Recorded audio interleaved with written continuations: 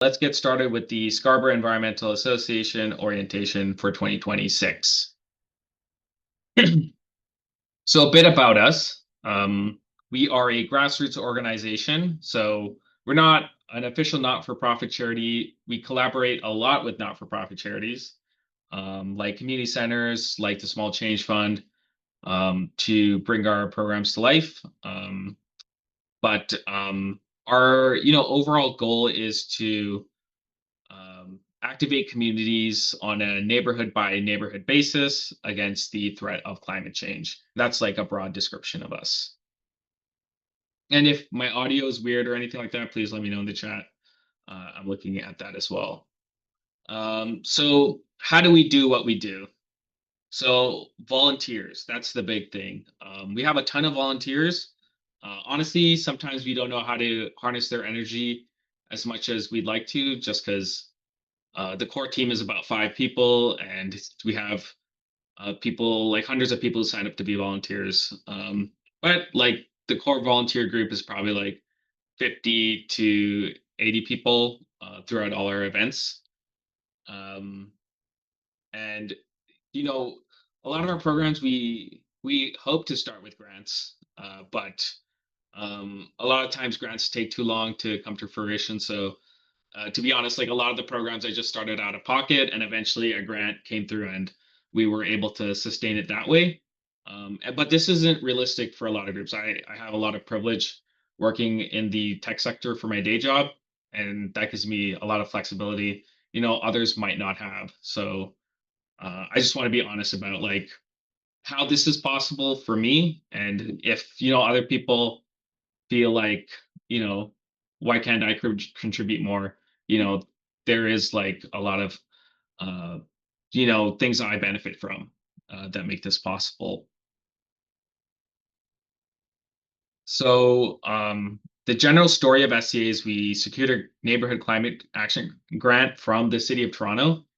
And this is a grant that happens every year. So if you're looking to start a group, this is a group, yeah. This is a great grant to apply for. I think the application period is in the fall. Um, but if you can't, like, that's okay. You can still get started.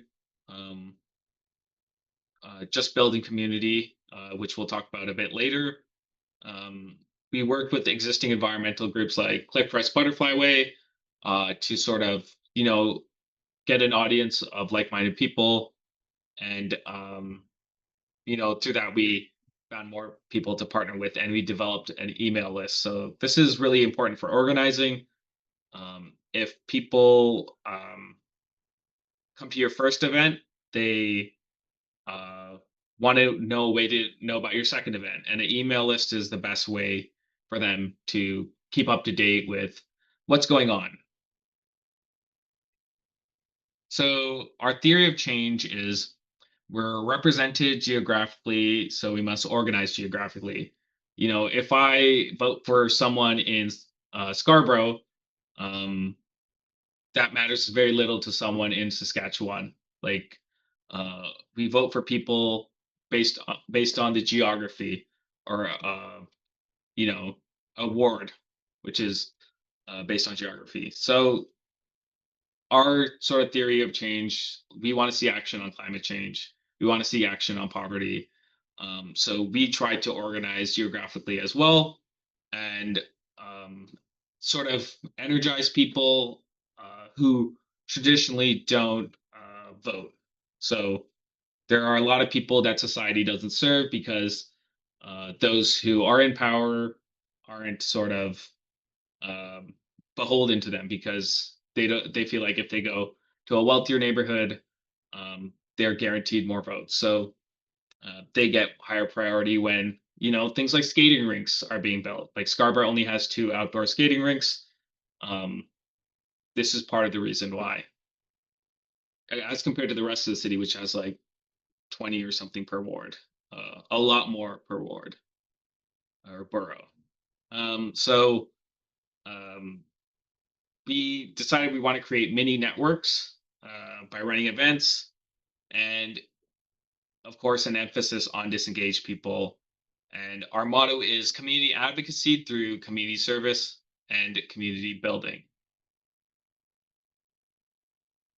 So these are all the events we ran in 2025. I probably missed a couple, but some of these we partner with people for, like the cleanups we did. We partnered with two different groups. Um, the protests we did, we also partnered with different groups as well. Um, so through our collective effort, we were able to run over 100 events, and this was made possible uh, through mostly volunteer effort. Um, if you looked at like any comparable, maybe city organization, um, they might not be able to run the same amount of events on the same budget because they don't have the volunteer power that we do.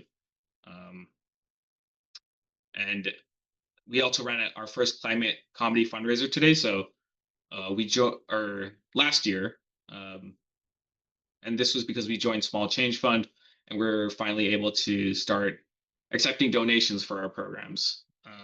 If donations stop tomorrow, a lot of our programs would still continue. Um, but as you'll see, we're trying to do some really cool things and make sure we appreciate our volunteers who make this possible to keep them coming back and making these programs sustainable. So donations are very important in having our organization exist long term. So events we plan to run in 2026 will be everything we pretty much did in the last page, but more. So we're gonna do monthly art events. Last year we only did 3 art events. This time we're going to try to do it monthly. We're going to try to do bird watching in more languages. So last year we did Tamil and Mandarin, and this year we're going to try to do Tamil, Mandarin, Tagalog, um, and a bunch of other languages. Uh, so if you're interested uh, in having a birdwatch in a language that your community speaks, um, and you think would be interested, feel free to reach out to us through email. We'll try our best to make it happen. Um, and then we're also supporting other nonprofits. The Second Chance Thrift Store is a great thrift store that exists on Gilder Drive in Eglinton. So we're going to go there monthly to help sort donations and look for fun ways to activate the space and sort of support the community in the area. We've received like um, interest in possibly starting like lending libraries. For different things. So we're looking at different locations to do that work. Um, Lending libraries would be for things like tools or maybe sports equipment. That's something we're exploring. So yeah, if anyone's interested in potentially that sort of work in the Gilder Drive, Eglinton area, or we're also looking at the Scarborough Village, Markham and Eglinton area as well for another lending library, feel free to reach out to our email because here it's kind of tough because once the chat disappears, I can't just go back and look at it. So the best way to let me know if you're interested is through our email. And this last program, the Multicultural Meal Kit and Learn to Cook program, is something special. We've been cooking up for at least 2 years now. I've been like trying to get this off the ground. Um, and this year, I think we're finally going to do it. This is sort of to teach folks how to cook different cuisine from all of the world and also explore local businesses. Brandon, yes, Scar, the email you put is correct. So if anyone wants to reach out to us, scarbenv.ca@gmail.com. And yeah, we're hoping to partner with local businesses in the sort of South Scarborough area, south of the 401. So if you know anyone who owns a local ethnic grocery store south of the 401 who'd be interested in partnering, feel free to reach out. At some point, we'd love to like do something with them.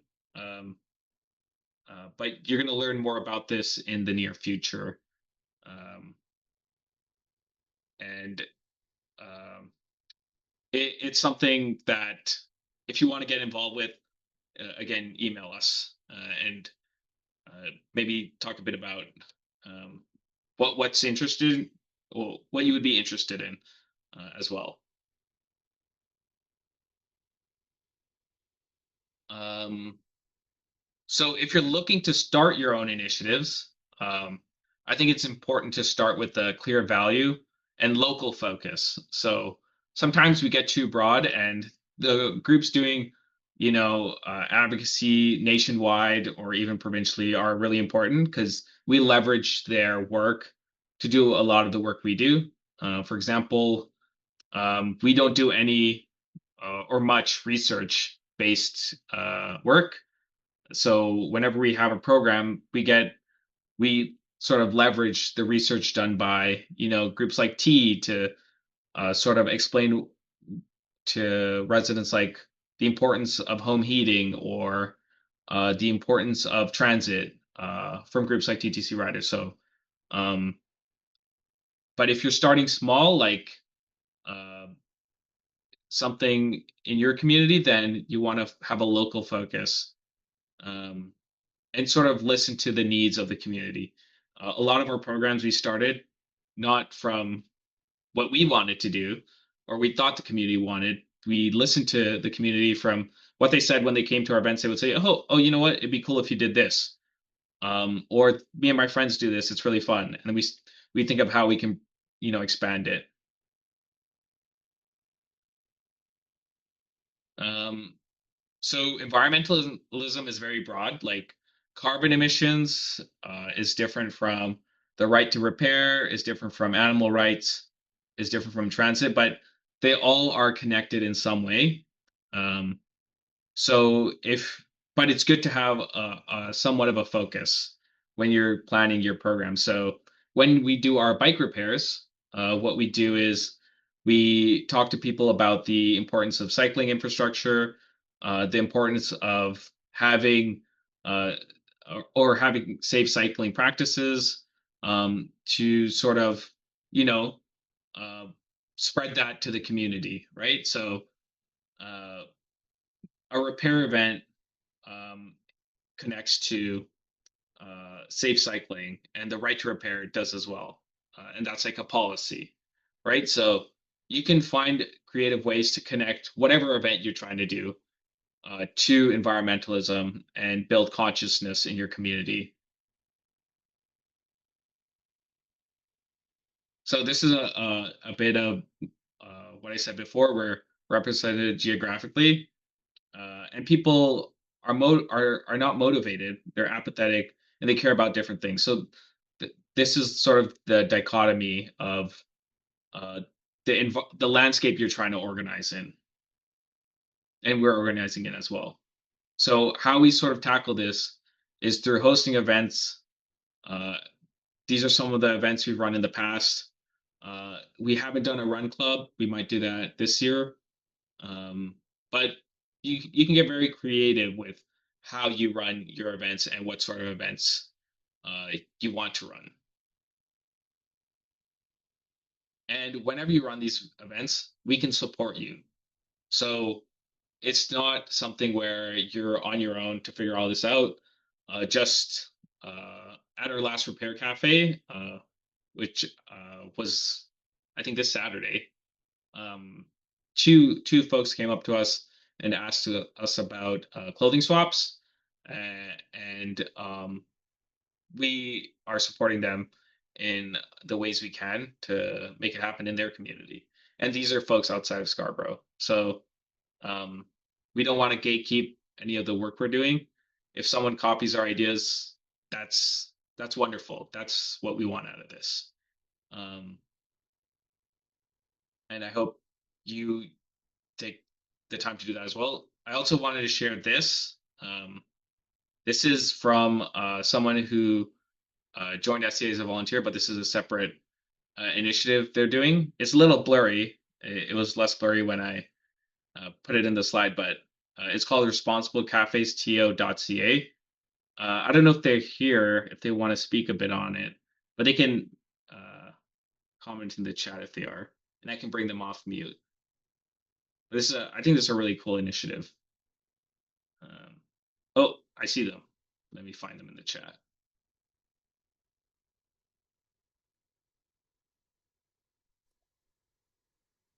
Hey, Hey, Keithan. hey, Krisan. Thanks for giving me the opportunity to speak on responsible cafes. Um, yeah, so over the summer, I was part of a youth climate action initiative. So we got to have our own projects and kind of blossomed into this project. So the project is basically encouraging people to bring their own reusable cups. So we're going to cafes and we're asking them to implement a 25-cent discount if the customer brings their own reusable cup. And I think it works because it gives you a thought to think responsibly before you leave your house. And just especially for students, you save a little bit of money. All students are broke. So I think it helps cafes also build community as well. So that's what we're working on now. We're rolling out all of the stickers and signs in this month um, as well. Thanks, Keithan, for sharing. Um, just to add, like, I think initiatives like this, some people might think folks won't want to like go through the inconvenience of like bringing their own cup or something like that, but um, societally, a lot of cultures do go through an inconvenience or sacrifice um, uh, very regularly for the greater good. Um, a lot of cultures practice fasting. That to some people that's an inconvenience, but they're willing to do it for a higher purpose. So um, I think it's about changing minds and cultures, and this is like I think the start of that. So a great initiative, and I hope more people look into this. Oop, whoops, let me present again because that was a link. Okay, so now we're going to get to the Q&A portion. I know I sort of sped through a lot of that, um, but I wanted to sort of get your thoughts uh, on anything I've been talking about, and through that, I'll be elaborating a bit more. So if you have any questions about anything I've talked about, this is your chance to sort of post it in the chat. And while I wait for that, I'll be uh, answering questions I received um, through our Google form. So one of the first questions we got was on the Stack infrastructure data center on Birchmount Avenue. So my day job is being a software developer, so I'm very familiar with the expansion of AI and what that's doing to our communities. Unfortunately, we don't have like the data on the building or anything like that. And what we do is we look to like groups like Toronto Environmental Alliance. When they release policy proposals or petitions, we sort of go into the community and canvas for that petition. So if someone were to start organizing around this, specifically, what we can do is promote it to our volunteers and maybe even do like a canvas, a joint canvas, depending on capacity, to sort of um, support that petition. And when politicians see petitions, um, they look at like how much people are in the area. So if you get 100 people to all say they don't want this in the area, that really uh, sets a flame under a politician and they react, hopefully positively.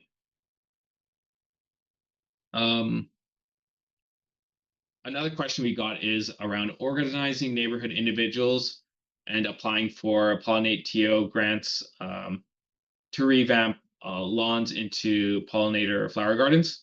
So there's a great group called Clip Press Butterfly Way.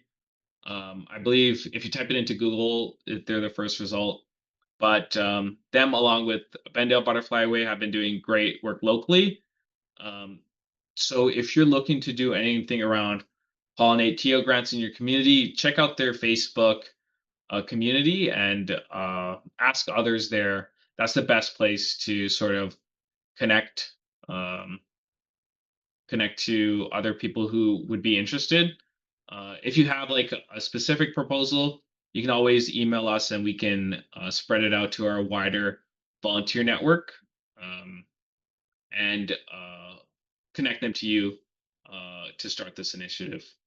We got started, uh, collaborating with Cliff Press Butterfly Way on pollinator plant giveaways. So, um, yeah, there's a lot of people in our network who would be interested.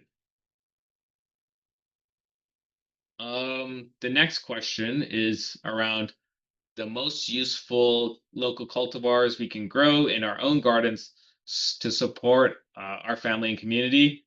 Um, this is also another great question for the Cliffcrest Butterfly Way folks. Um, if you go to their Facebook group, there's a lot of people who are very knowledgeable about native plants um, and specifically like those that people eat um, and like serve multiple functions in an ecosystem. So um, to be honest, like one of the great things I realized starting SE is you don't have to know anything, um, which might sound like you know I'm demeaning myself a bit, but like there is a wealth of knowledge out there from other people, and you can just play the role of connecting uh, folks to that knowledge and learning one thing a day. You don't have to learn everything to run an organization. I run a sewing program. I barely know how to sew, but I take on the work of doing the class presentation, which some people might not be comfortable with public speaking, um, and teaching the bare minimum. And then I have a team of like, more experienced sewers who actually bring the knowledge uh, or the depth of knowledge to the program that makes it great. Um, Rohini has a great question about the defunct Scarborough LRT could be being repurposed into a green space. So yeah, that is a project I'm supporting. Um, if you stay tuned to our Instagram or the Institute for it's a long acronym. I won't get it, but there is a UTSC group or institute that is uh, advocating for reimagining the Scarborough RT corridor, and they're going to be doing a lot of great work around that in the near future. I think so far a lot of the Scarborough councilors are on board, but there might be one or two whose minds I would hope to change to actually support the project because um, if you think about it, the Scarborough Town Center area has so much people. It's the downtown of Scarborough, and it's only getting bigger. There's more buildings coming to that area, and there is not adequate green space. It's to the north of it is highway, and to the south is Ellesmere Road. So this would be a great way to connect all those folks to um, a place like Burketail Ravine, which would feed into the Meadoway. So um, that is a way where people who live in those areas, if they have access to these green spaces, they will feel uh, the connection. And whenever green policies come up, there will be more consciousness around it. So changing minds is also about changing the environment those minds exist in. And that's what I hope to do with that. Um, Mariam has a follow-up question about repurposing RT stations into community spaces. That's something I actually love very much. I recently did a tour of the abandoned RT corridor where we went through all the stations. and they seem like something that will be along for around for a very long time if they aren't demolished. Uh, and these are important community assets. A lot of Scarborough, the night economy is less sparse or less existent than downtown because of zoning. And a lot of our young people, they don't go to Scarborough or stay in Scarborough. They have to go downtown to connect and things like that. So a lot of these places are in industrial area, which I think would be better suited for these sorts of things, uh, for nightlife and things like that. So um, you know, it would be great to um, sort of leverage these existing spaces for that.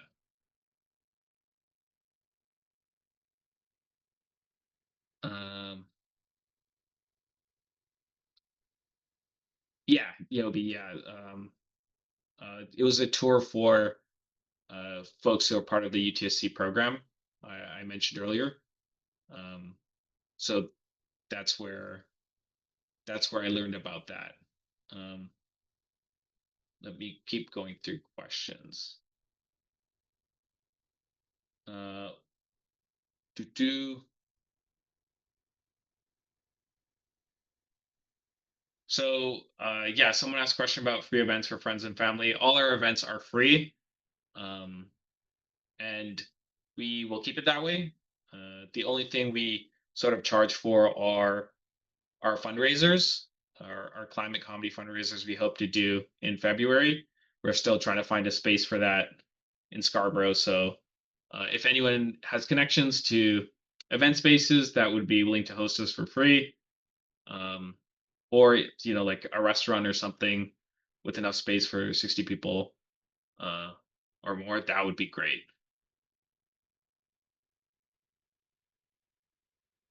Oh yeah. So also for people who joined late, this is all recorded. So if we're in the Q&A portion, but if you're worried about missing anything at the beginning, um, we will be sending a recording out afterwards.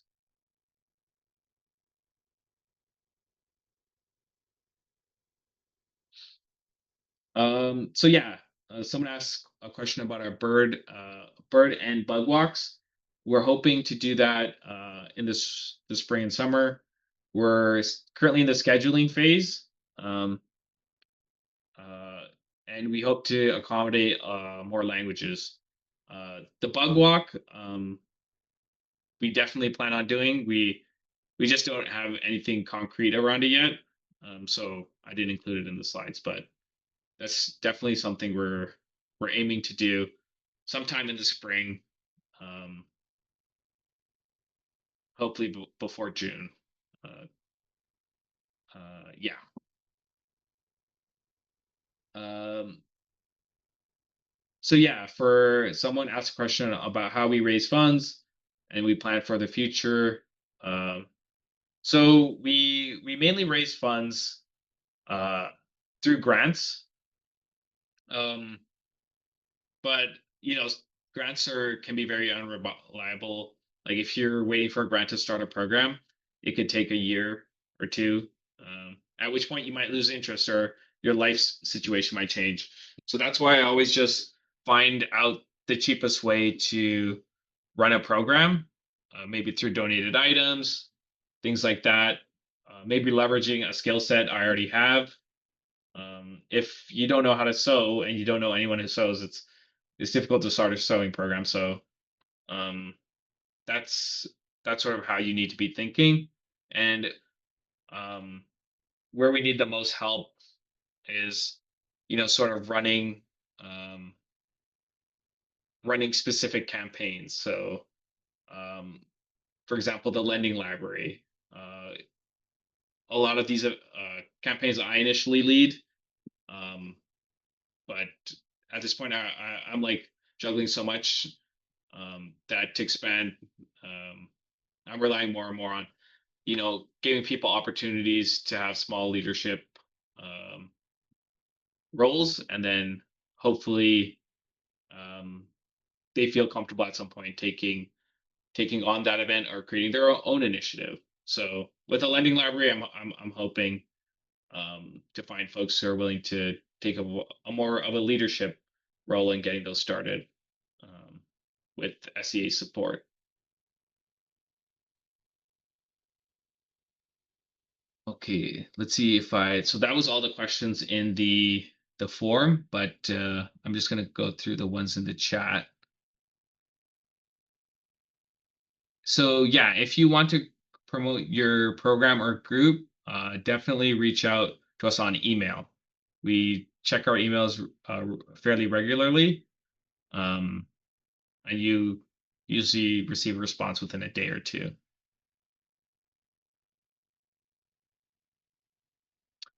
For the Repair Cafe Yobi, we do teach people how to repair their own devices. Um, just ask when you're getting your item fixed, or you can volunteer as an apprentice, which means you work alongside someone else who's fixing an item and you shadow them until you're comfortable, tackling it on your own with supervision. Um, since Scarborough is such a big place, how can we be mindful about including folks from all corners rather than just one part? So we try not to bite off more than we can chew. Like initially, we were going all over Scarborough running our programs, and um, because I have a day job, that becomes difficult because commuting takes so long. So uh, at some point, I just said I'm going to do events only in my community because that's what's sustainable, and it connects me to the people in my community who I will see on a day-to-day basis, and I can more effectively sort of community build with. So we decided on a strategy of consistency and keeping it local. Some of our bird watching events we might go to like Milliken Park for fun, um, but it's important to sort of maintain a scope that is sustainable for you. Um, and for us, yeah, we run more programs by not traveling all over the borough and sticking to where we're at. But we also meet people who we think need help where they're at. So we go to TCHC buildings or low income apartment buildings in our community to run events or community centers near them instead of like running it in a random place far away from those communities and expecting them to be able to come. Do, do, do. So, Mariam, you asked a question about renewing old furniture and reselling it to raise funds. That's actually something I was looking into early on. I volunteered at the Habitat for Humanity Restore to see if they do anything like that. Unfortunately, they don't. But if this is something you do and you're interested in running an event around it, um, we can set something up because that is definitely something very cool. And if you email us, we'll try to figure out how we can make that happen.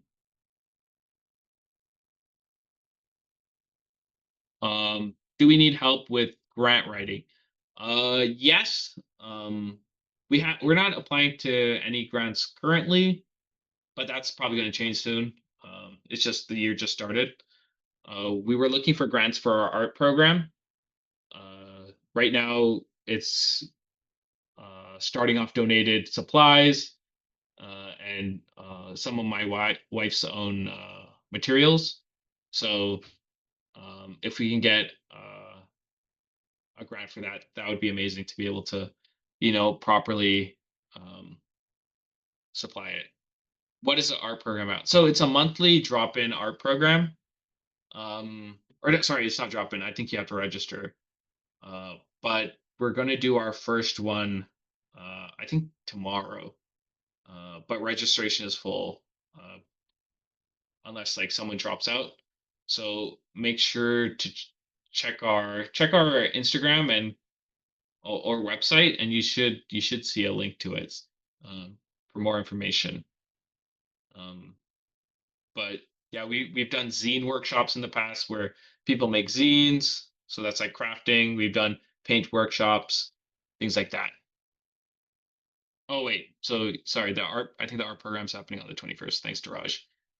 Um, yeah.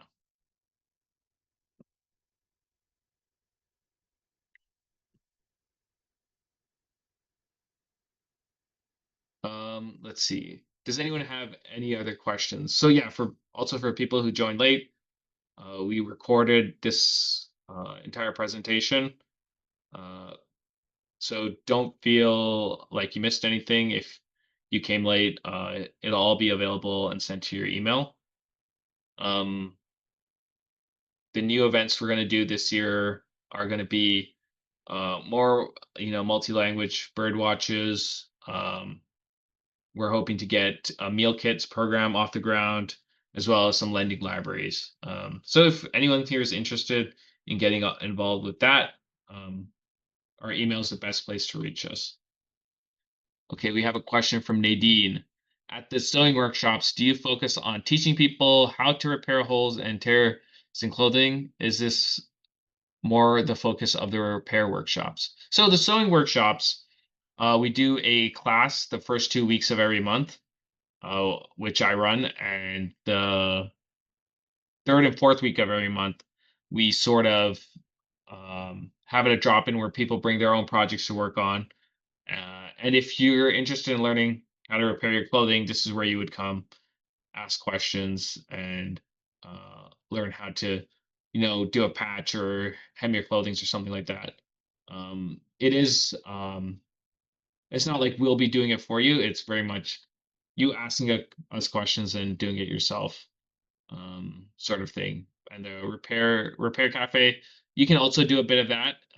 If you say I want to learn, they might pull up a chair and say like, okay, do this, and you do it on the side. But we have a dedicated time and space for um, folks to learn sewing in general as well.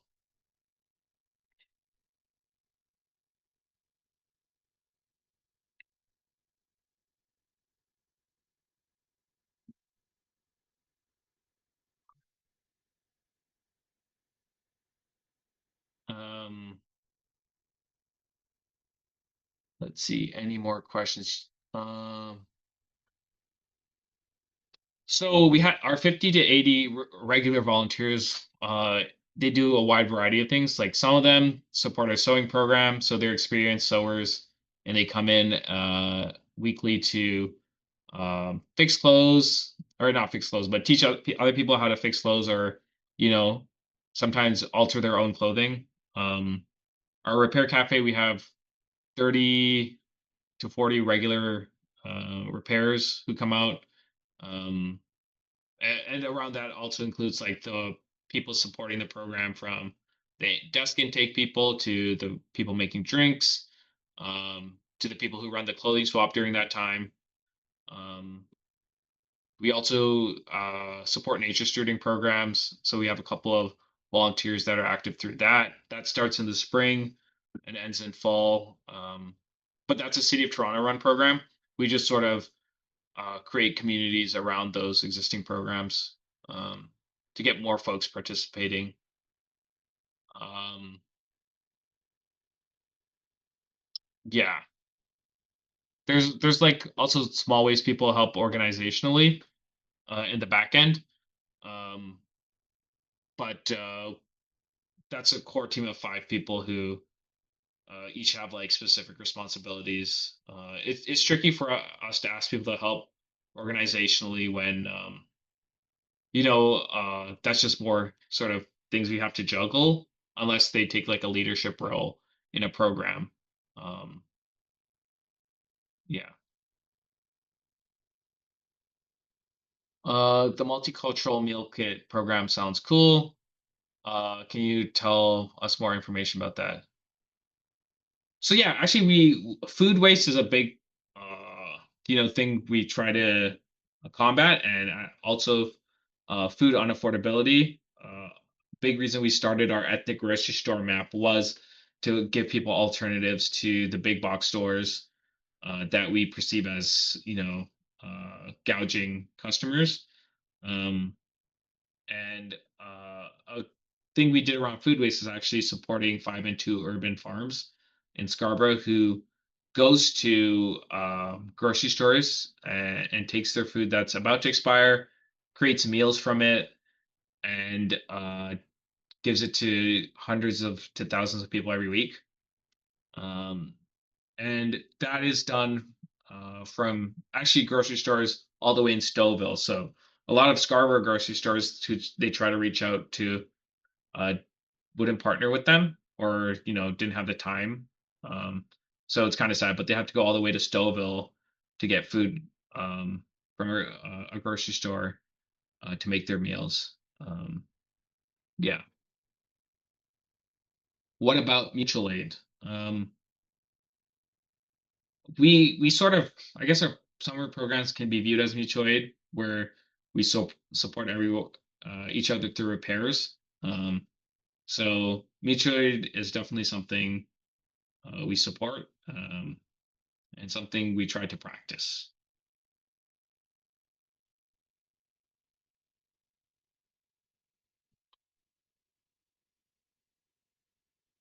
Um, any other questions? I'll give it a couple more minutes, um, and then we can wrap up. Uh, and also, if there's any other groups here who want to maybe talk about the work they're doing, you can message me, and then I can unmute you as well.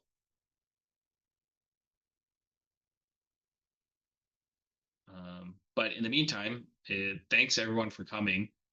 Um, oh, where's the volunteer event held for sorting clothes? Oh, so that we're doing it at Gilder Drive. We're actually doing it tomorrow from 6 to 8 p.m.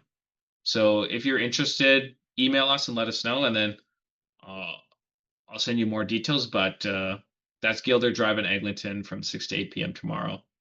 Um, yeah.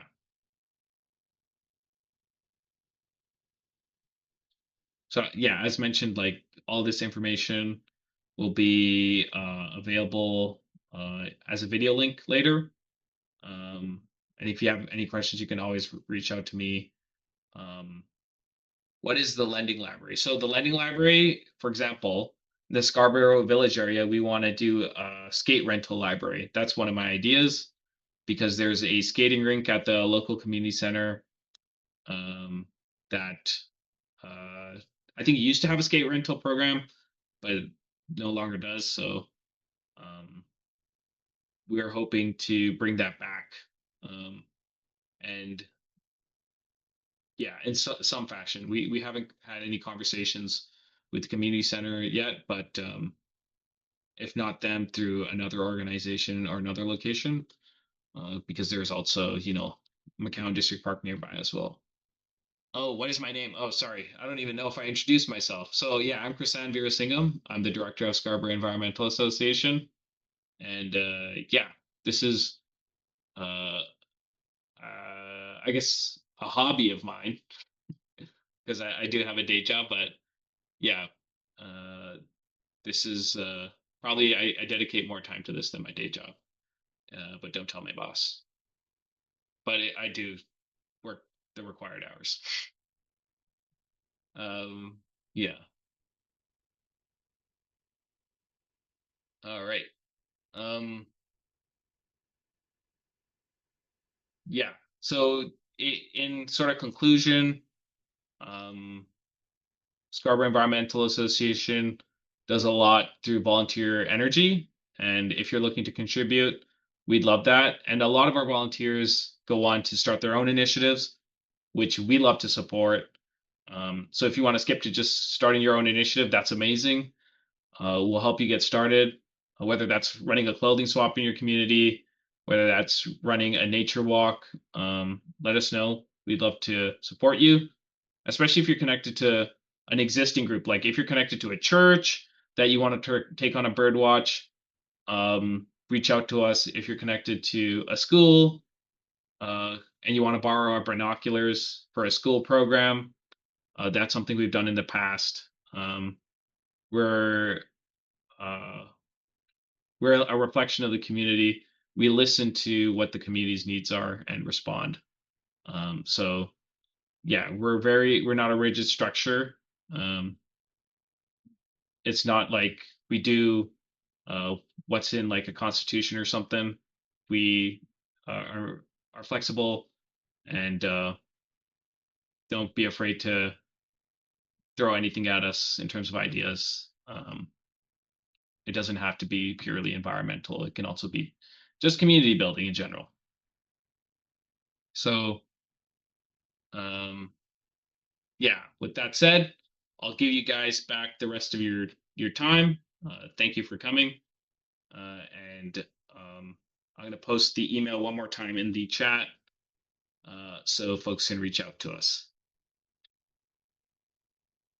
All right. All right. Thanks, everyone. I'm going to stop recording.